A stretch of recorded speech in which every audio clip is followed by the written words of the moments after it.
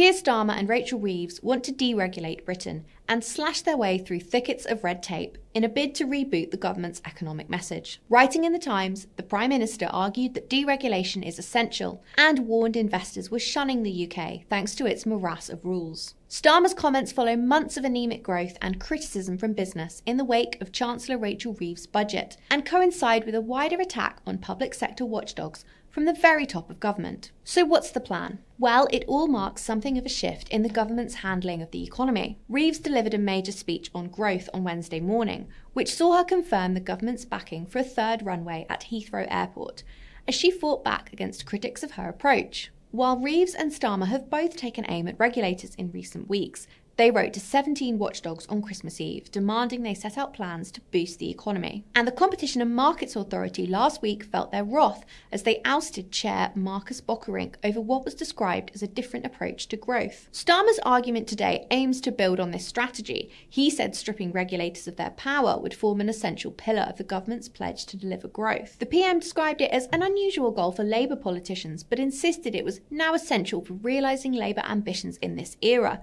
including on investment, home ownership and clean energy. What could happen next? Reeves said in her speech that a new final action plan on how regulators will drive growth would be published in March. And when asked by City AM about concerns over the government's intervention in independent regulation, the Chancellor insisted she won't apologise for wanting to reform how regulation works. She argued that there's a lack of predictability in our regulators, which is bad for business and bad for our economy. The Chancellor further said if the government is going to grow the economy, it will have to reform the regulators too, and the regulators will need to be part of this growth mission. But opponents of the government weren't so impressed. Mel Stride, the Shadow Chancellor, said, "The biggest barriers to growth in this country are Rachel Reeves, Keir Starmer and their job-destroying budget." While Tom Cloughty from the free market think tank the Institute for Economic Affairs said, although Reeves was saying all the right things on growth, the UK needs genuine regulatory liberalisation if this pro-growth pivot is going to be sustainable. What do you make of the government's push to deregulate?